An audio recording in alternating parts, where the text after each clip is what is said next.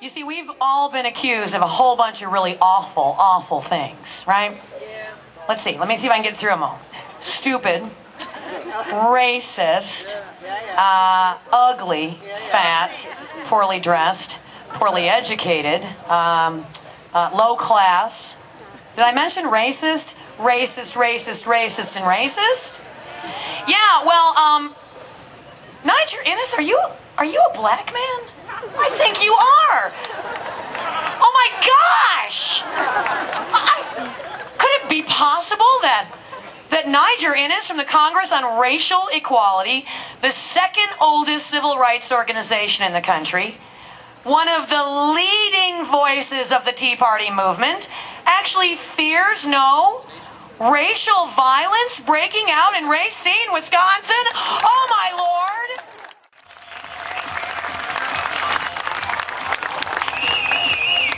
Well, hello, my fellow rebels. And hello, my fellow patriots. You see, what the establishment left-wing media don't understand and don't get is that we are indeed rebels against an obtrusive, big government, but we are patriots for our country. My organization, the Congress of Racial Equality, fought side by side with Dr. King and Americans of all colors to change our country for the better in the 1950s and 60s. And we have been so successful that, as Britt Hume said, the most powerful charge that one American could launch against another American is to call them a racist. But unfortunately, the dark side of that victory is that the most powerful political weapon used today by liberal demagogues and politicians is to call a movement or a political party racist. These demagogues and liberal political actors play a two-sided game with us, don't they? They say that conservatives, that the Tea Party movement is racist because on the one hand, there are no blacks, there are not enough minorities. But when we have an event on Martin Luther King's birthday, and we honor Dr. Martin Luther King, they say, you can't have an event on Martin Luther King's birthday, and because of that, you're a racist too. Well, let me say this to you, ladies and gentlemen. For my well-paid brothers at the NAACP, if you're looking for a racist in this crowd, he's right here. I am a racist. So Tea Party Tracker, you know, that well-funded campaign witch hunt to seek you out, to seek us out, to find the racists? I'm right here. I am a racist and a racial partisan for the human race. I wonder sometimes if these folk and the other anti-Tea Party folk know how silly they look. Do they know that they are the real racists and that they betray our ancestors? Former Congressman Walter Fauntleroy actually compared the Tea Party movement to the Klan. How dare they? They should be ashamed of themselves. I want to ask you a question. Tell me, did the NAACP look for racists in the ranks of the Nation of Islam when they invited Louis Farrakhan to be part of a coalition with them?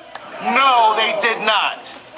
Did they look for racists in their ranks when they invited Jeremiah Wright?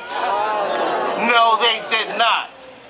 Do they look at the colleges and the universities that have this so-called diversity program that is often preaches hate and preaches neo-segregation? Do they see the racists there? No. Do they examine their own ranks? No. Do they examine their own board of directors to sift out the racists? No. I say to the NAACP, Doctor, heal thyself.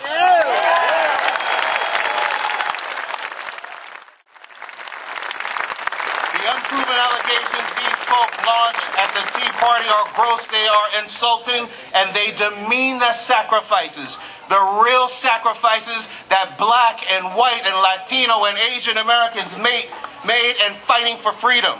They betray the blood, sweat, and tears that were shed for liberty. And yet they reveal the real goals of today's liberal progressive agenda. It says that tolerance is a one-way street. You pick the issue, ladies and gentlemen, be it protecting our borders, respecting the hallowed ground that is 9/11, that is ground zero. Obamacare, Obamonomics, anything Obama. Either you embrace big government, liberal, progressive schemes, or you are a racist bigot. Nonsense. Me and my fellow officers within the Congress of Racial Equality have attended and been featured at over a dozen Tea Parties across this great country.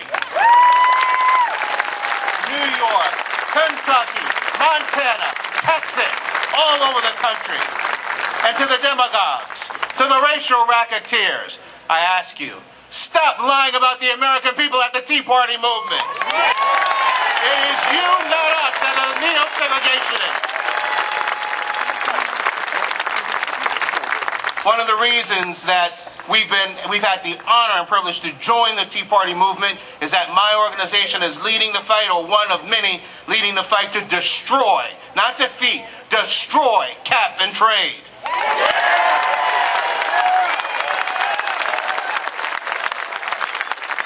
See, because the coalition that we put together of African Americans, Latinos, senior citizens advocates, you know those guys, 60 plus, Jim Martin's organization, Pat Boone's organization, we believe in the Declaration of Independence, and that among these inalienable rights of man is the right to life, liberty, and the pursuit of happiness.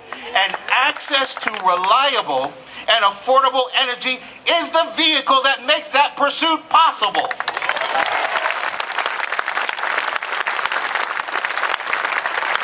Our campaign has promoted this message in over 3 dozen states across our country, in Canada, and in Brazil.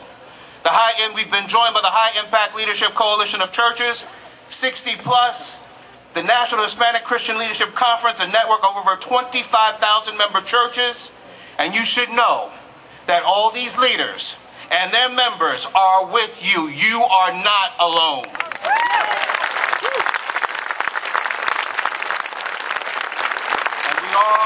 All fighting back against cap and tax, against the excesses of Obamacare, and fighting back to remind Congress that our country is a constitutional republic, not a progressive dictatorship.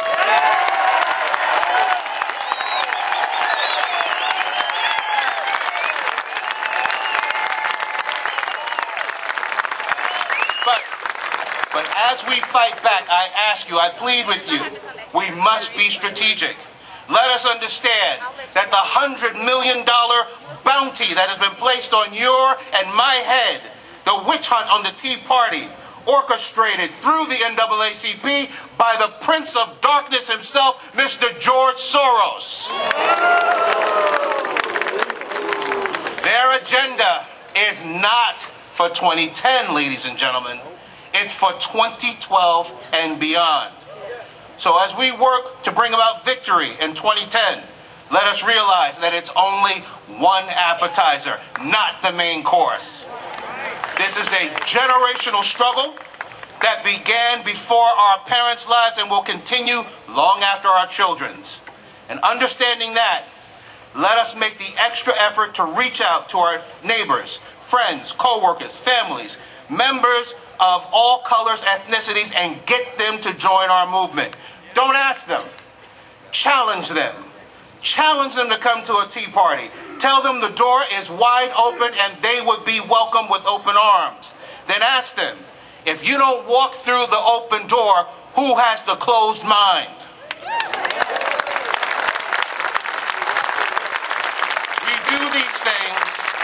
We do these things not because we're morally bound to do so. We are not. We do so because it's a pragmatic imperative for the survival of our country. And on election night in November, and in the immediate future thereafter, let us not give our enemies ammunition for their demagoguery or their games. On sensitive issues such as border security, immigration, and other sensitive issues, we must speak truth to power. We should not cave into political correctness, and we should speak boldly. But we can do these things with love in our hearts, love for our fellow countrymen, and love for our country. God bless you, and God bless the greatest country on the face of this earth, the United States of America.